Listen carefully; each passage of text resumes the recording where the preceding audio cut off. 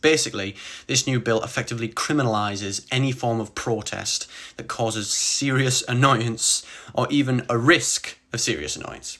The bill also states that the maximum sentence for these actions, including defacing a statue, for example, will now be up to 10 years in prison. Now, why are people so angry at this? Well, first off, the right to peaceful protest is a fundamental aspect of any free democratic country. So how can the Conservatives justify legislation that prevents one of the only ways the public can stop the government from enacting policies that will harm them?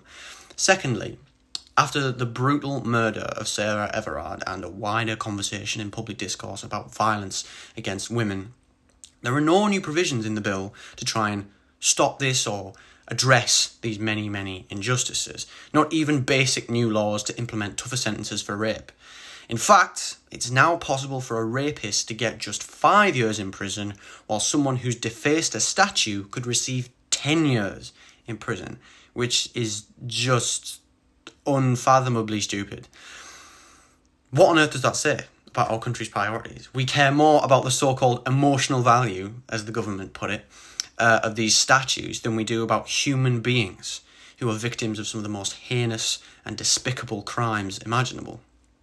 But you might be thinking, what I think a lot of people are, well, it's passed. No matter how bad it may be, 359 MPs voted for it, all of them Conservatives, who claim to love freedom, but I guess not when regular working people are standing up for a better quality of life. But there are still things we can do. This isn't the end of the fight. We can sign petitions, obviously. I know that doesn't feel like it's very much, but we can. We can, ironically, protest. We can lobby not just House of Commons members, but House of Lords members as well. We cannot give up on our fundamental democratic rights. They're an essential tenet of a free society.